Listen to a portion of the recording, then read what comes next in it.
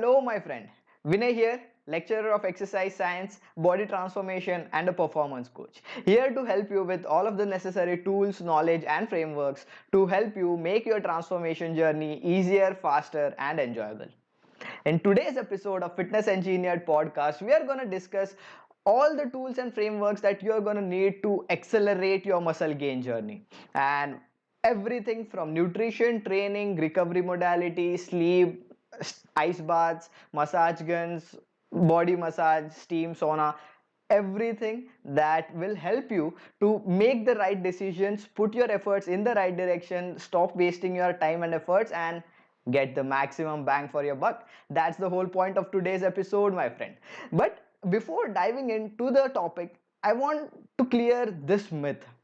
I come across a lot of people very regularly and very frequently who tell me that we want to get fit but we don't want to look like a bodybuilder, especially females, especially people who haven't been to the gym so far or who haven't been working out since a long time, who are new to this, who are just starting out. Especially these people have this doubt that if I start lifting weights, if I start going to the gym, I will start looking like a bodybuilder.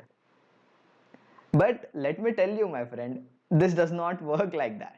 If you start playing cricket with your kids, with your friends in gully or in your society or in your backyard or things like that, will you become an international cricketer overnight?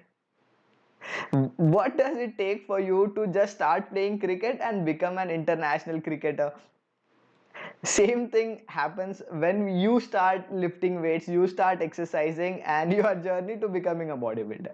Bodybuilders don't become bodybuilders overnight. They live a very intentional life, they live a very extreme life, I would say, and they put in the efforts for over decades, and then they become a bodybuilder, and then they just get a chance to step up on stage, and winning and losing is a part that we cannot even talk about just by sitting here. Okay, so you won't become a bodybuilder, my friend, unless you try to become a bodybuilder, unless you do what a bodybuilder does for decades. Okay, without that you won't look like a bodybuilder. But why gaining muscle is very important for everyone, even if you don't want to look like a bodybuilder, is because muscles give your body the look that you want. Okay, all of the models that you see, all of the actors, actresses, athletes you see, they look like the way they look because they have got muscles. Muscles does not make you look like a bodybuilder. Muscles make you look lean, muscles make you look toned. You have that mindset of having a toned physique, having a lean physique. Lean physique, toned physique is nothing but having a decent amount of muscle mass and having lower body fat percentage, nothing apart from that. But if you don't build muscle, if you lose all of your muscle during your weight loss journeys as well, what will happen is you will not like the way you look when you end up losing all of the weight that you have targeted, because you have lost a lot of muscle mass. And our body, just above the bone we have a layer of muscle, and above the layer of muscle we have the layer of fat. If you want to make yourself look lean, make yourself look toned, what you just have to do is improve the quality of muscle, improve the size of the muscle, and reduce the fat that you have. That will make you look lean, that will make you look toned, and that is going to give you the look that you always wanted. That is going to give you the look that you want to copy of an actor, of an actress, of an athlete, or things like that. But without building muscle, all of this is not possible, my friend. And not just the appearance part, not just the aesthetics, building muscle has hundreds of benefits just apart from the looks and the aesthetics wala part. Okay, so what are those? It will help you to prevent a lot of chronic diseases, my friend. It will help you prevent a lot of injuries. Great for your bone health, great for your connective tissues, great for your blood sugar balance, great for cognitive performance as well. Apart from that, my friend, having more muscle also increases your basal metabolic rate. That means having more muscle in your body will help you to burn more calories even at rest. Even if you are sleeping but you have put on a little, not a little but a decent amount of muscle mass, your metabolic rate will increase and you will start spending more calories even when you are sleeping, just by putting on muscle mass. That's the beauty of it, my friend. Muscle mass is a metabolically active tissues and it burns calories even while we rest. These are hopefully the most important parameters for you to consider building and putting on some muscle mass. Whatever you like, you want to avoid diseases, you want a good cognitive performance, great brain health, you want better bone health, injury prevention, increased performance, increased strength, increase the or improve the way you look, whatever it is, just start exercising, just start putting on muscle mass, my friend. But this process of building muscle is slow. It takes time, my friend. The process of muscle building is like planting a sapling and expecting it to grow into a tree one day. It is as slow as this process and as similar to this process in the way of how we could expect the results to be. We cannot expect the sapling to grow into a tree just by pouring in a tanker of water every single day. Does it work like that? No, it doesn't, my friend. So similarly, our muscle building process also could not be accelerated by working out for 2 hours, 3 hours, 4 hours. It cannot be accelerated by taking in more supplements. It cannot be accelerated by having the massage gun, by getting the compression things and doing all of the sauna bath and massage and all of the things like that. Because there is a point of diminishing returns. What this means is, beyond a point, the efforts and the results don't go linearly. After a point, the effort just goes on increasing and the results after a point just starts going down or just starts getting plateaued. So we don't want to put efforts post that point of diminishing returns, because we won't be getting as much results. So why waste efforts, why waste time, why waste money and energy in doing the things that are not going to give us the results that we want? So how to figure out what is the most optimal process for us, what is the process that will give us most bang for the buck and will not waste our time, efforts and money? All of those things we are going to discuss just down below. So here is the most comprehensive framework that is going to help you to understand how the muscle building process goes and what are the important parameters that you are going to need to focus on to accelerate your muscle gain journey. The framework is called as SFR framework. What is the framework? We are going to discuss. First parameter of the SFR framework stands for stimulate. We cannot expect the muscles to grow unless we place a demand on our body that we need muscle. And how do we place that demand on our body that we need muscle? Is by resistance training. There are multiple exercise modalities out there, my friend, but resistance training is the one that will help us to build maximum muscle, give our body a stimulus that it needs, that creates a demand on our body that will signal us that we need more muscle and start putting on more muscle to start building more muscle. And how do we do resistance training? Now, what is resistance training in the first place and how do we do that? Resistance training is very simple, my friend. It is nothing fancy, nothing complicated, nothing as you have been told by social media and all of the influencers and doing all of the fancy stuff, jumping here, there, lifting weights, anyhow. That is not what resistance training is.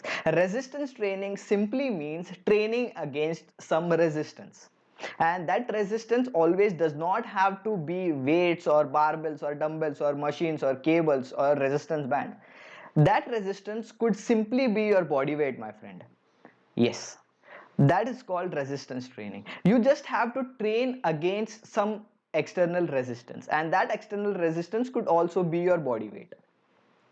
If you are a beginner, your body weight could act as sufficient resistance for you to get that stimulus which will signal your body to build more muscle in order to compensate for the demands that you have placed on your body. But as soon as you become better at it, as soon as your strength increases, your muscle mass increases and you get used to the body weight movements, after a point of time the same body weight movements will not give you the same amount of stimulus that it gave you when you were a beginner, when you were not used to all of these things. After a point of time, you will get used to doing 10 push-ups, 15 push-ups, 20 push-ups, 25 push-ups and things like that. After that, push-ups won't be a challenging exercise for you. unless you add in some load in a backpack, put it on your back and do some push-ups. That is what we all did in the lockdowns. You all know about this, right? We just put in laptops, we just put in books, bottles and things like that in a backpack, and we started doing body weight exercises with external resistance. That is what resistance training is in actual sense, my friend. Our body does not understand what you are lifting. Our body just understand that it has to move against some load or some resistance. It does not understand whether you are lifting a rock, whether you are lifting a bottle, whether you are lifting a dumbbell, whether you are lifting a barbell, or whether you are lifting machines.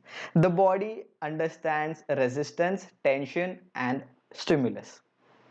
What is causing it does not matter that much. So that's why resistance bands, dumbbells, barbells, machine workout, body weight workouts could be equally effective, but till the point when the exercise is challenging for us. If the exercise is not challenging for us, it will not give us sufficient stimulus that will help our body to grow. Okay, so here's the component that will make a difference when it comes to you going from beginner to intermediate level. Now we talked about beginners could start with body weight exercises and body weight trainings and things like that and still get better stimulus and still put on muscle in the initial weeks. But once they've got used to the same stimulus, once they've got used to the same demands, the body gets better, body gets stronger, body puts on more muscle mass. Then after a point when you don't feel that body weight squats, body weight push-ups and things like that are more challenging for you, then we need to increase the resistance. This phenomenon is called as progressive overload. Progressive overload, if you have been listening to a lot of fitness peps out there on Instagram, YouTube and things like that, you would have heard about this term. Progressive overload is nothing but increasing the demands, increasing the stimulus on the body. Now how we could progressively overload it is as simple as, if you are a beginner, if you start with doing 5 push-ups, just scale it up to 10 push-ups, just scale it up to 15 push-ups, then 20 push-ups, then add one more set, then add one more set. This is how we progressively overload. Progressive overload is not a very fancy technique and not something that is very difficult to understand, but just like we have increased the repetitions when we are training in a gym, when you are an intermediate lifter and you have been training in the gym, you have grown past the body weight resistance training level and you are training in a gym, there are multiple ways that you could use progressive overload for your advantage.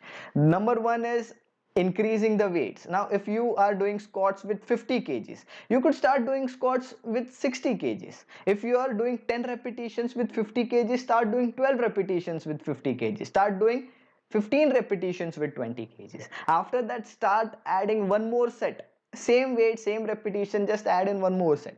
These are multiple ways how you could progressively overload. As simple as that, my friend. And what are the exercises that will help us get the maximum stimulus? The exercises, there are multiple exercises, my friend, multiple exercises. Resistance training and training to build muscle for beginners and intermediate is like a no-brainer. You cannot go wrong here. Okay, so what you just have to focus on is basic functional training exercises. Functional training exercises are not the ones that you see people doing battle ropes, start jumping here, there, start doing ladder drills here, there, jump this, that. That is not functional training, my friend. Functional training is the kind of training that will help you to get better at the functions that you perform in your day-to-day life. Now, what are the functions that you perform in your day-to-day life? When you just sit on a chair and get up from your chair, what do? You are just doing a squat movement. What do you do when you have to lift something off the floor? Like you went for grocery shopping, you went for shopping in a mall and things like that, you have got a lot of bags, and to lift the bags from the floor, what do? You do a deadlift, right? These are the functional training exercises. When you pull the door of your car, what you are doing? You are just mimicking an movement of a one arm row, dumbbell row, seated rows and things like that. Okay, what happens when you lift something from your table and put it on an overhead shelf? You are just doing an overhead press. What happens when you are just lifting something from below or picking up an apple and trying to eat it? You are just doing a bicep curl here. Not very accurately, but this is what functional training actually is. The exercises that will help us to get better at the functions that we do in our day-to-day life is called as functional training. Now every exercise that will help us to get better at the functions of day-to-day life is functional training.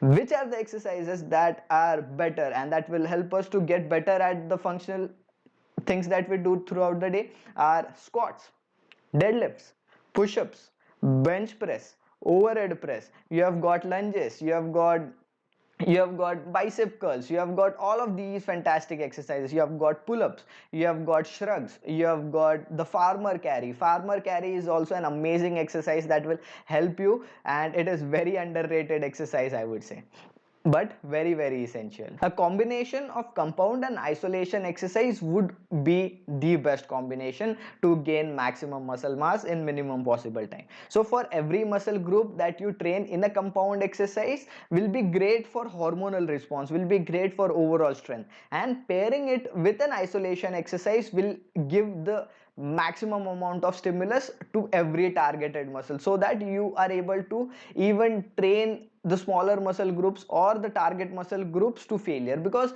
when we do a compound exercise, let's take an example of deadlifts. Whenever we are doing a deadlift, what would fail first? It is not our lower back, it is not our glutes, it is not our hamstring. What fails first is our grip. And when your grip fails first, what happens is your bigger muscle groups like your glutes, hamstrings, your lower back, these are not the muscle groups that will get the maximum amount of tension, or they won't reach till their maximum amount of fatigue level. So that is why they won't be getting as much stimulus, and just doing the compound exercises would not be the best option for hypertrophy, for muscle gain. If we add in an isolation exercise here for these muscle groups, we could get a better stimulus and the muscle gain process could be faster. This is why we need to pair in compound plus isolation exercises together. We talked about progressive overload. The next component about how we actually gain muscle is the process called as super compensation. Now whenever we do a bicep curl, let's take an example. Whenever we do a bicep curl, we are doing 10 repetitions with 10 kgs suppose, and what happens is our body feels the demand that this person is lifting 10 kgs for 10 repetitions. Now he has lifted it for one day, he has lifted it for 2 days, now this guy is doing it every day almost. So what to do now? Now let's make him stronger so that he does not get body pain and he is adapted to do this exercise or do this movement for a long. This funda is very very simple. So let's take an example. We are doing squats with 50 kgs for 10 repetitions. What our body will feel like here, this guy is doing 10 repetitions with 50 kgs and he actually has a demand of doing this activity, and if he keeps on doing this activity and the body is not ready, he will get injured and there are chances that he could die, because human bodies are not made to build muscles. Primary functions of human body or any living organism per se is to survive and to reproduce. Okay, so whenever we are doing a squat, the body is feeling like, yeah, this guy is doing something, and if his body is not ready for it, he might die. So let's make the body ready for doing this activity. So what the body will do is the body will make you stronger. How to make you stronger is by putting on more muscle mass, is by developing more neuromuscular pathways, getting the body ready, getting the bone stronger, making the connective tissues stronger so that they would be able to lift 50 kgs for 10 repetitions. But here the body does not just make you stronger for doing 50 kgs for 10 repetition. The body super compensates. Super compensates means the body will make you ready for doing 12 repetitions with 50 kgs, or it will make you stronger to lift 55 kgs for 10 repetitions. Just an example to keep the thing simple and to make you understand. Okay, so the body super compensates. Now next time what we have to do is we have to do 15 repetitions or 12 repetitions with 50 kgs, or do 60 kgs for 10 repetitions. Next time what body will think is, yeah, this guy has increased the demands of the physical activity that he was doing. So now if we will keep on doing this activity for a long time and if we are not ready, the chances are there that he could die. So what the body will again do is body will try to super compensate, and the body will make you more stronger, more better, and everything else that you need to get stronger to be able to perform that same activity, the body will super compensate. And this is how we pair progressively overload with super compensation, so that the body gets the best possible outcome and the body gains muscle and size overall. So this is the process of super compensation, and that is why we need to keep on progressively overloading. If we keep on doing the same stuff over and over again for a long time, the body will get used to it and it won't be a challenge for our body. It won't place a new demand on our body, and if there is no demand for our body is not going to build muscle. Building muscle is not a luxury for our body. Building muscle takes a lot of energy, takes a lot of nutrition, takes a lot of time and efforts even to maintain muscle mass, and that is why building muscle mass is a challenging process and not possible for everyone. But that is what makes it so special, and that is what makes you burn more calories even at rest, because muscles takes more energy and efforts to even maintain. Okay, so that is why we need to keep on progressively overloading in our training. And even if you do the simplest of exercises, even if you just do pull-ups, but you do 2 pull-ups today, you just progress it to 5 pull-ups the next week, progress it to 8 pull-ups the next week, 10 pull-ups, 12 pull-ups, 15 pull-ups. After that you just put a belt and put a 5 kg plate and again start doing 8 repetitions, put 5 more, put 8 repetitions. If you just progressively overload even on the same lift, you are gonna get amazing results, my friend. You don't have to shock your muscles, or the terminology of shock your muscle is actually not what we think it is. But when we change the exercise program a little, the body gets a different stimulus. So let's take for example, you were doing back squats, okay, and your body was used to the stimulus of a back squat, your body got used to it, you were not able to progress beyond a certain point.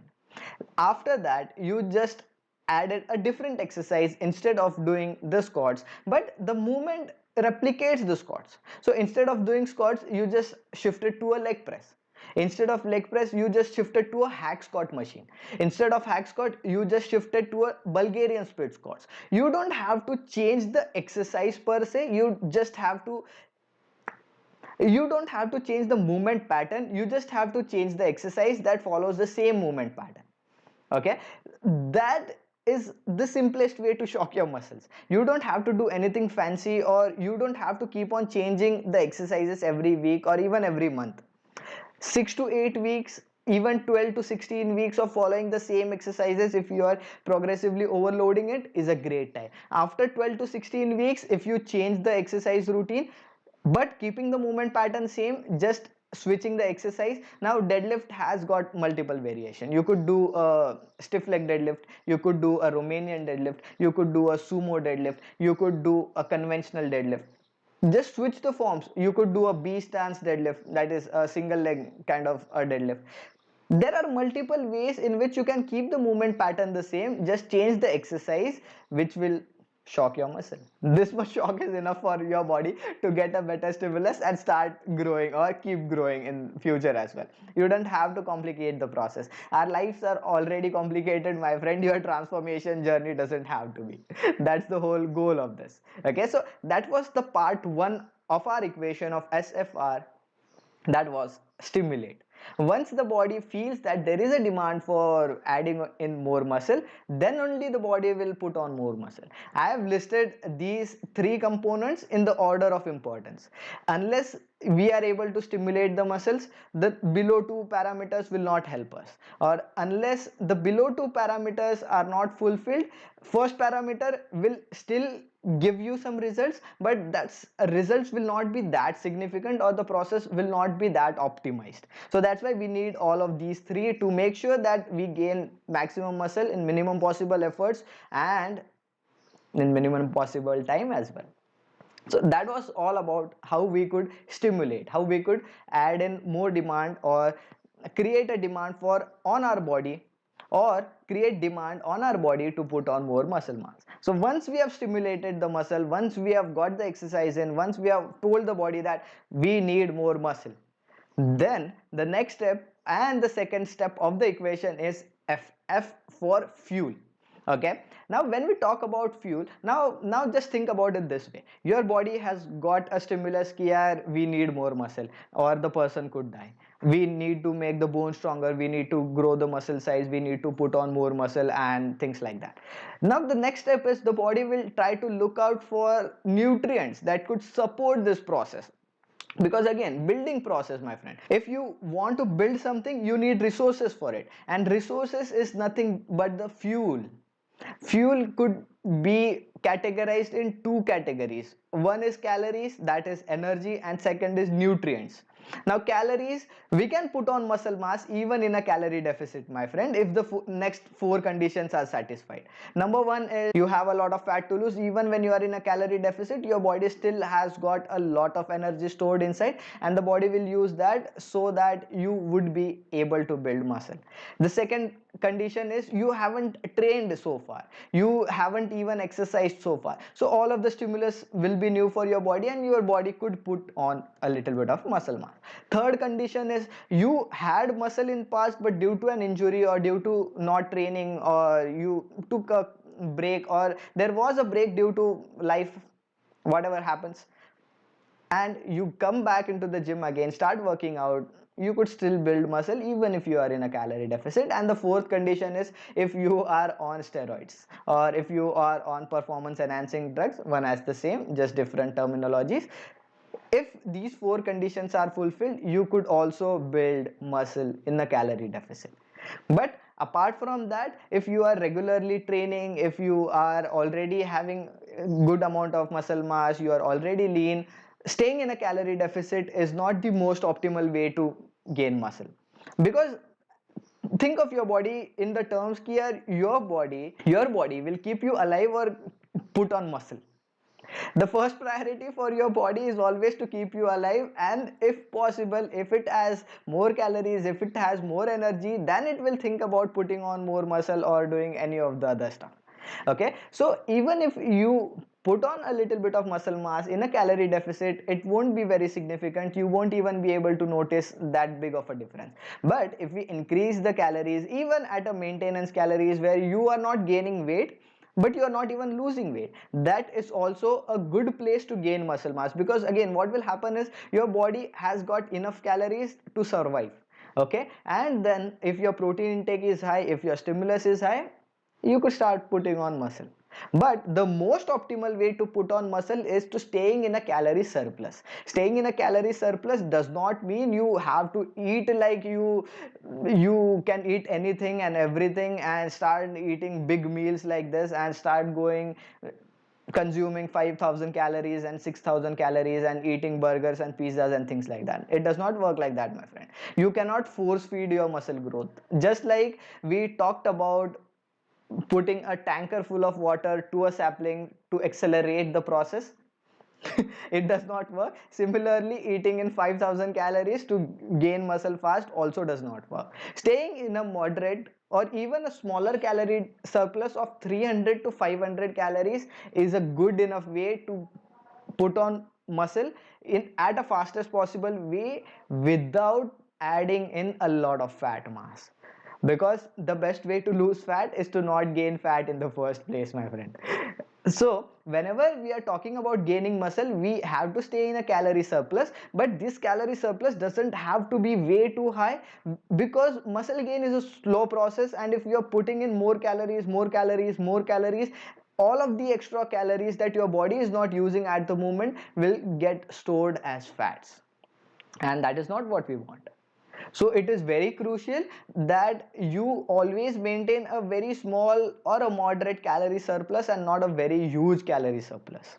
Okay, so how many calories do we need? So without going into too much of mathematics, too much of the numbers and things like that, whatever calories or whatever food are keeping you at the same weight is basically your maintenance calories. You could find out the maintenance calories from any online calculators, or even just put on Google what is my maintenance calories, or TDEE. TDEE basically stands for total daily energy expenditure. That is the summation of your BMR, thermic effect of food, non-exercise activity thermogenesis, and your exercise.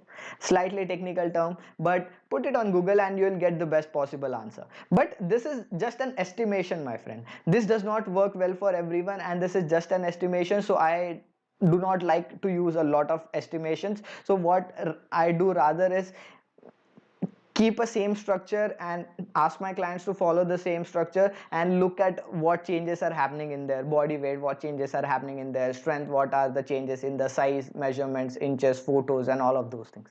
And according to that, I adjust their calories up or down, whatever is required. We have a specific protein goal, we have a specific structure for foods and things like that, but we don't actually count calories and stuff, because I think that is not that bang for a buck activity for all of my clients, because not everyone is so much into tracking and keeping an account of every food that goes inside their mouth and things like that. So I just want to make the process as simpler for my clients as possible and don't want to complicate it. I want my clients to get the maximum results in the minimum possible efforts, and that's how all of the coaching process is planned. So talking about, that was about the energy or the calorie part. Talking about protein, my friend, there is nothing like eating more protein, my friend, because anyways we are not eating a lot of protein, and even eating 2 grams per kg of body weight is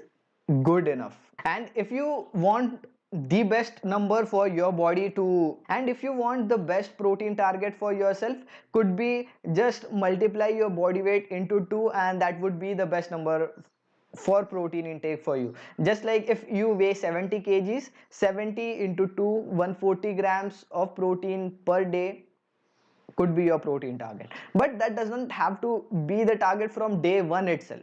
Okay, if you are just eating 50 grams and if your protein target is 140 grams, if you start loading in 140 grams from day one itself, your body might not be able to digest it, and you might not be able to incorporate a structure that will help you to eat 140 grams every single day.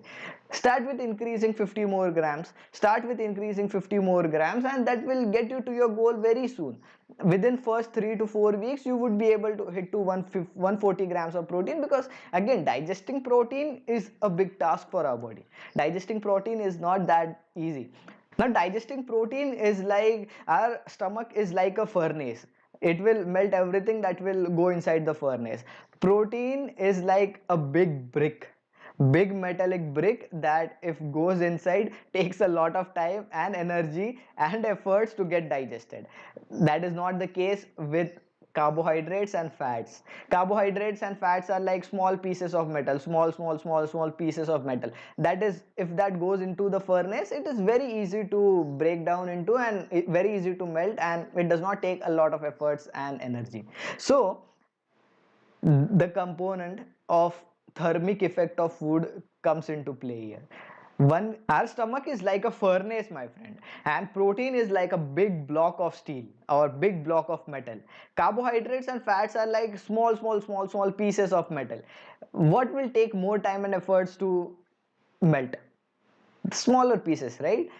Just like that, when we eat more protein, what happens is there is a phenomenon called as thermic effect of food.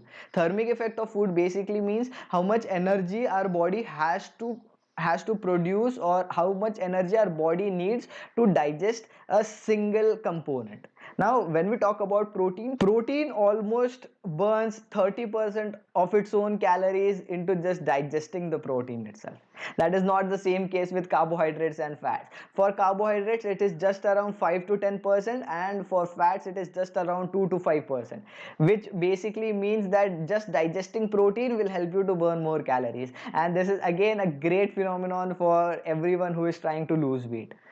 Whenever we eat more protein, the body will spend more energy just to digest the protein itself. That will also help you to create a calorie deficit, because no one thing can fix everything, my friend. There has to be something everywhere. Exercise alone will not help you to build the body that you want, but again, without exercise also it is not possible to build a body that you want. So everything has its own role, and you cannot replace one thing by another. Okay, so you need to fix multiple things to get to the goals that we want. Just to sum this point up about fuel, we need enough calories, we need enough protein, we need enough other nutrients as well, because a healthy body responds well to everything. Okay, we have to be healthy first to then speed up the other processes in our body, because if you have nutrient deficiencies, deficiency with hemoglobin, deficiency with zinc, magnesium, vitamin D3, all of these things will hamper the other things. It would hamper your hormonal profile, it would hamper your immunity, it would hamper your recovery process, it would hamper your testosterone and things like that, and overall the progress would be slower.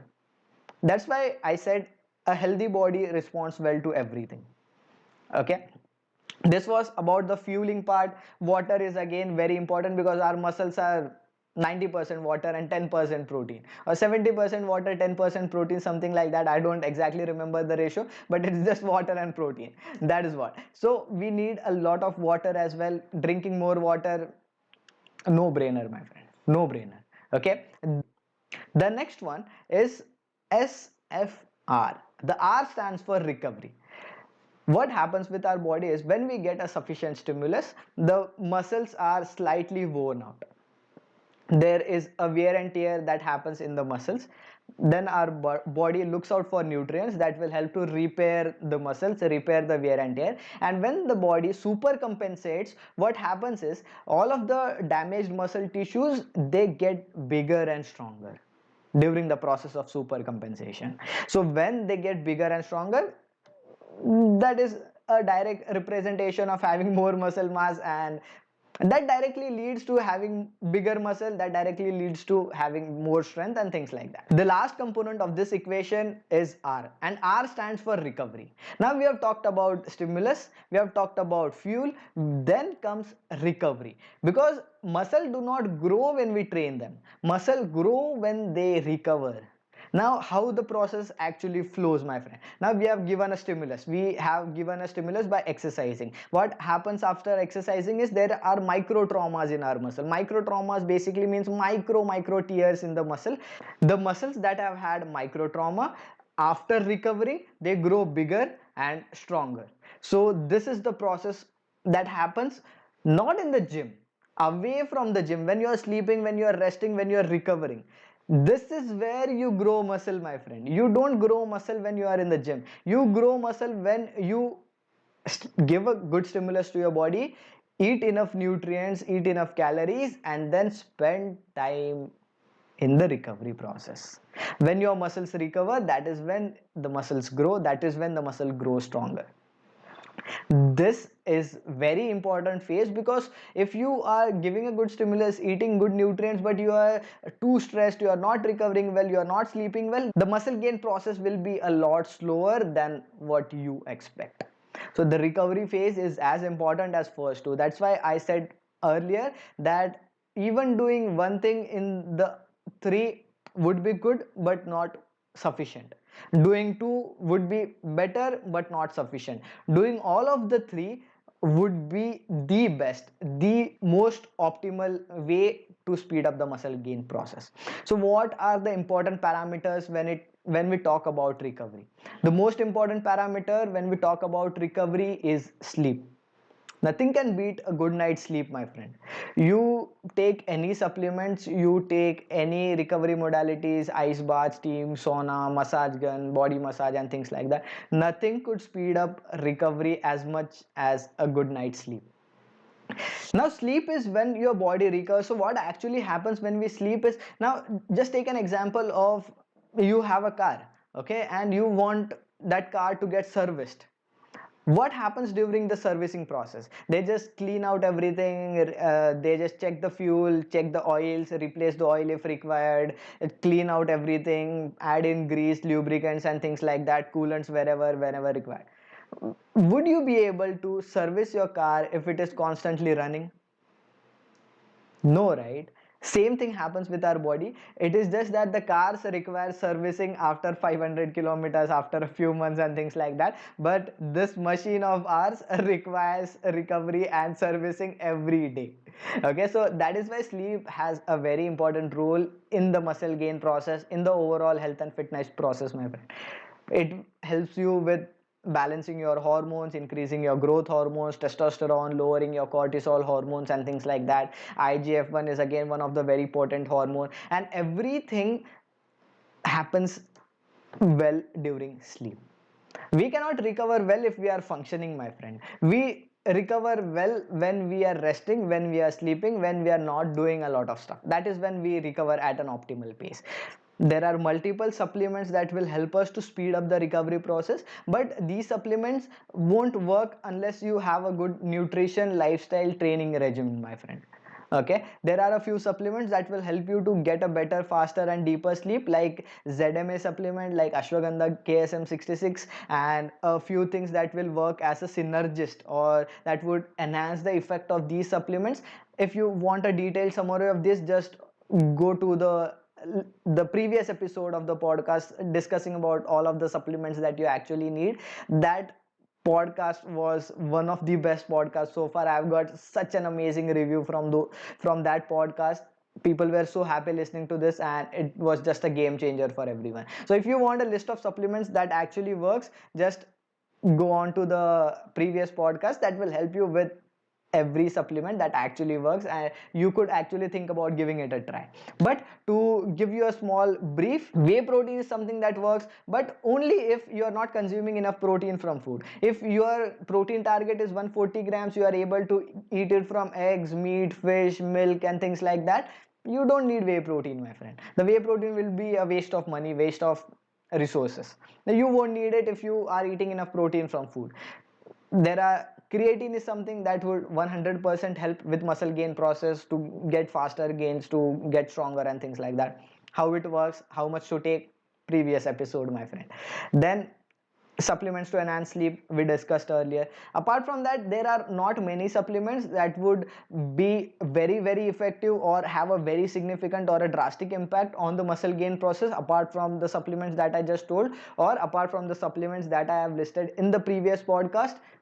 There is nothing that works as a magic if your training, nutrition and sleep is not on point. That was about the supplement part. Then let's talk about all of the fancy stuff out there. Ice baths, steam baths, sauna bath, massage guns, body massage, foam rolling. Are these things actually worth it? So my friend, to grow muscle, what we actually need is, we need more blood and oxygen supplied to the damaged muscles. Okay, so all in all, what these things will do is, it will improve or increase the blood circulation. Increasing the blood circulation, what it will do is, when there is increase in blood circulation, more nutrients will go to the target muscle, or to the muscles that needs the most amount of nutrients and most amount of oxygen to recover faster. If anything that helps with increasing blood circulation will be a good strategy for muscle gain process. But again, what happens is, there are some responses from ice baths and stuff that reduces our inflammation.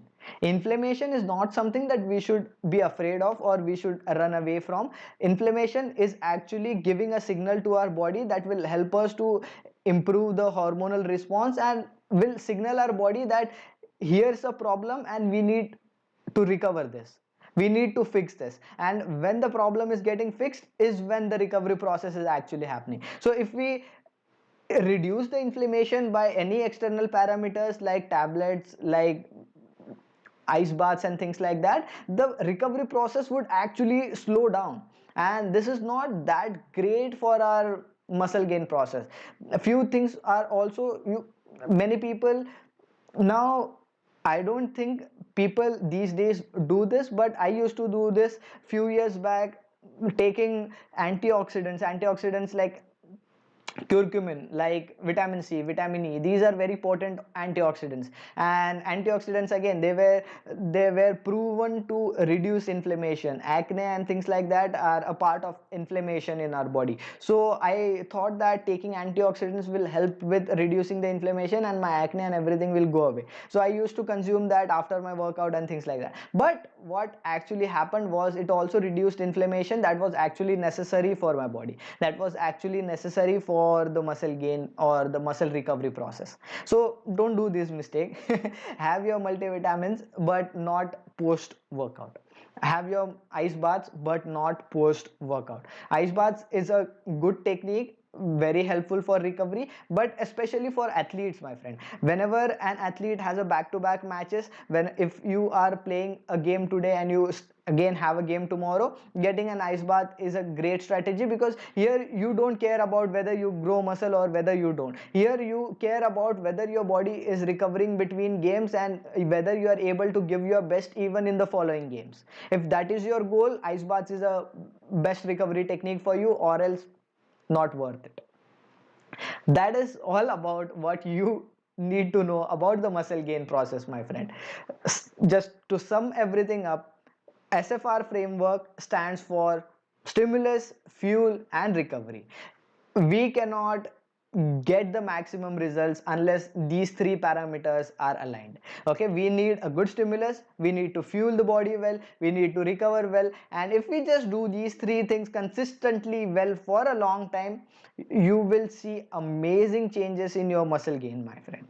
Muscle gain process is not complicated, it just takes a long time, but if you do these three things consistently, you are gonna get better results than 99% of people out there, because people are still trying to figure out what are the best things to do, what are the things that actually work, what are the things that will actually lead to results. And you have had that unfair advantage as you have been a great listener of Fitness Engineered podcast. Just do the basic things that works. You have heard about the Pareto principle, right, which says that 80% of things will give you just 20% of results, but just 20% of things will give you the 80% of results. So these were the 20% of things that will give you 20, these were the 20% of things that will give you 80% of results, and not even 80, almost 90% of results. The 10% of results are again dependent on your genetics, dependent on the stress levels, dependent on the stress management that you have, dependent on whether you are able to follow these things consistently over a period of time or not. But you still have the 90% of results with you. That's what, my friend, that is all about how to gain muscle fast, how to accelerate the muscle gain process, how to gain muscle fast and how to accelerate the muscle gain process, why we need it, how to do it, what are the nutrition, training, recovery modalities that we need, everything discussed. If you still have any more doubts, questions or queries, do drop a comment below or text me or DM me on Instagram. I am on Instagram as fitnessengineer_Vinay. I'll be happy to hear from you, and I'll be happy to hear if you have any more things that you would like to add into this process that I've just discussed. If there are some things that have helped you tremendously, do let me know. I'll be happy to try those things out as well and discuss about it in the coming podcast. Thank you for tuning in. Just drop a like, my friend, share it with your friends on your Instagram, on your social medias, so that I'll be more inspired to put out more knowledge and more information and share it with you guys free of cost. Again, Fitness Engineer Vinay signing off.